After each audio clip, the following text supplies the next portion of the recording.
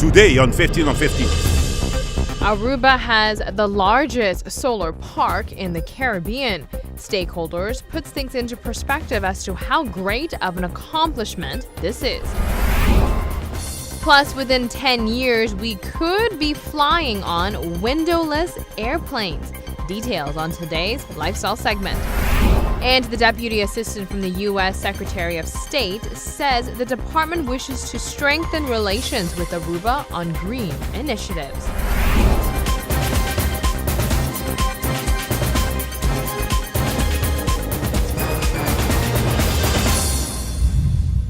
Thanks for joining us. I'm Yentl Lieuw. Aruba is now home to the largest solar park in the Caribbean. All stakeholders involved in the project took the opportunity to emphasize how great of an achievement this is for the island. I'm very excited to stand here because I think we saw each other here a couple of times already, but this time we are really here to put it in working. It's already working, but it's this huge achievement here that we are commissioning the first phase of something that started small, that started with an idea, and now we can see what we can do if we put willpower behind it. It took us some time, but guess what? We have some execution power and willpower to proceed. This will be a very nice showcase for Aruba. Every single visitor to the island will come out of the airport. Some will see it on the plane already, but as they come out of the airport, they see that in Aruba, we really walk the talk. So we really execute and do what we promise we will do. And we want it to be very clear to everyone that come to Aruba that this is a green island, and this is an island that is going and will achieve 100% renewable energy by hopefully even sooner, if that's possible, than the year 2020. There are plenty of reasons why a project like this doesn't happen. Because it's hard, it's complicated, it involves many players, but this project happened. And projects like this have their fair share of critics that can give all the reasons why it shouldn't happen. But this one did. Taking something we have an abundance of and turning it into something we need more of is always a good idea.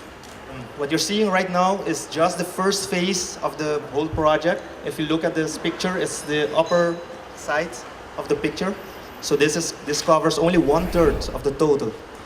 What we're looking at is 5,040 polycrystalline 250 watt solar modules, and it's have a capacity of 1.26 megawatt.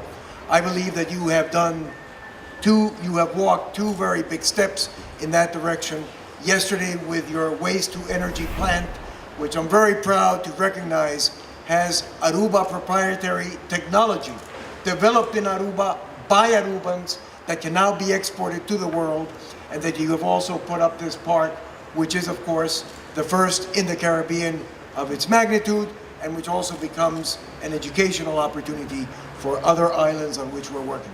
But these projects, led by Arubans, Aruban investors, Aruban companies such as Elmar, do more than just expand the percentage of renewable energy in Aruba.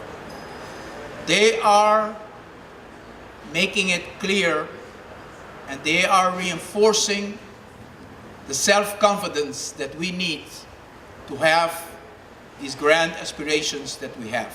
Wrapping up the GA-EMA conference was Jan-Peter Balkenende, who is the former Prime Minister and Minister of General Affairs of the Kingdom of the Netherlands. During his address, he puts the word sustainability in very simple terms. Sustainability is about climate change. It's about CO2 emissions, environmental issues. It's about energy, the renewables, energy efficiency. It is about human rights. What about children? What about women in developing countries? Political rights.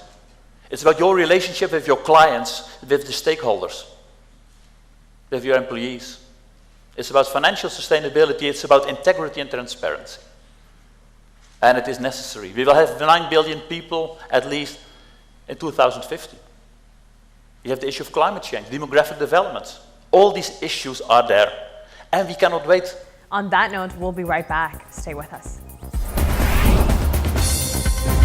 Check out smart highways next.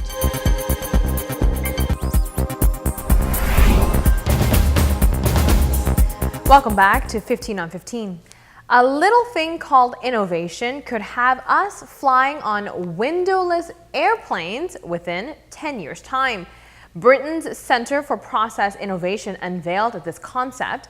The exterior of the plane would be made of transparent, high-definition screens equipped with cameras, allowing passengers to switch to views of the outside world by simply tapping the screen or moving their eyes.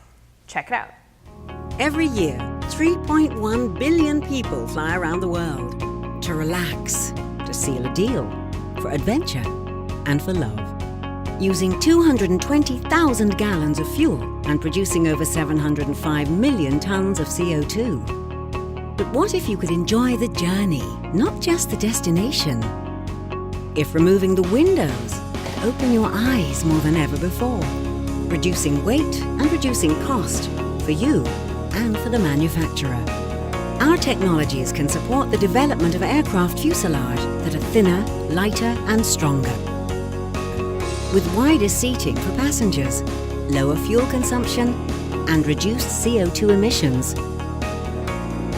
With live video streamed to vivid OLED displays offering seamless panoramic views and entertainment, information and in-flight services at your fingertips. It's time to start your journey your way. The most important aspect of the windowless airplanes would be how much lighter the aircraft would be, allowing fuel consumption to be reduced. For every 1% of weight reduced, 0.75% of fuel is saved. It is expected for the windowless planes to be available within this decade. Let's move on to a different lifestyle topic. Here is something for chocolate lovers. This sweet stuff could be a performance food for your brain. Researchers detected a big memory boost among older adults who regularly drank an antioxidant-rich cocoa beverage. This means it is solid evidence suggesting that the antioxidants in some types of chocolate may enhance memory. The study team set out to determine if there was any way to slow the progression of age-related memory loss. They theorized that food high in antioxidant called flavonols might do the trick.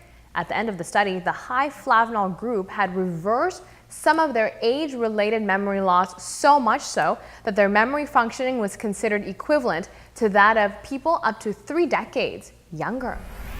And so earlier on in today's lifestyle segment, we focused on innovation, windowless airplanes. Let's get back on board with what a little innovation can do. New glow-in-the-dark roads, also known as smart highways, is a game changer. What if we told you one day you could be driving on a glow-in-the-dark road? We have smart everything nowadays, so why not smart highways? A man is developing the smart highway or glowing lines concept. These glowing lines charge during the day and glow at night for 8 hours. The landscape is said to be energy neutral and a poetic experience. As of right now, the creator is in the process of having this concept cleared to be installed internationally. We will have more after the break. Take a look to see what is coming up next. A rep from the Secretary of State says the Caribbean needs to make plans to protect itself.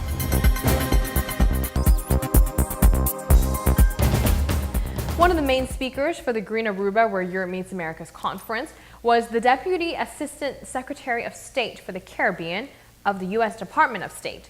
He reinforces the importance of Aruba's green vision, meanwhile confirming that the U.S. wishes to strengthen collaborations with our island. Francisco Palmieri, who spoke at the conference, met with Prime Minister Mike Amon to discuss the possibilities of getting the U.S. more involved with the island's sustainability goals. The Prime Minister has a vision for Aruba that the United States strongly believes in, particularly around this issue of sustainable energy and moving toward a greener Aruba. And I'm here for the conference tomorrow to speak and to demonstrate that the United States supports the Prime Minister's vision, and we look forward to deepening the partnership we have. Mr. Palmieri says Aruba is leading the Caribbean region by example. The area needs to utilize its resources to protect what they have. The key thing is the Caribbean has to achieve energy security, and the way to achieve energy security in the Caribbean is to take advantage of the natural resources that they have at their disposal. Sun, water, wind, and to utilize all of these elements with traditional energy resources so that they can achieve a sustainable energy security in their islands.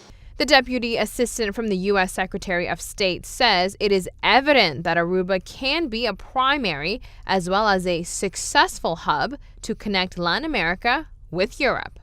There's no question that Aruba is a key gateway to Europe, both for Europeans in the Caribbean, but also for the countries of the Western Hemisphere to have a window into Europe and to have a point of entry. The Kingdom of the Netherlands' presence here in Aruba demonstrates that Europe is in the region as well. That is all the time we have for today. Thanks for watching. Join us again on Wednesday night starting at 7:15 p.m. right here on Channel 15 ATV for a brand new edition of 15 on 15. We'll see you then.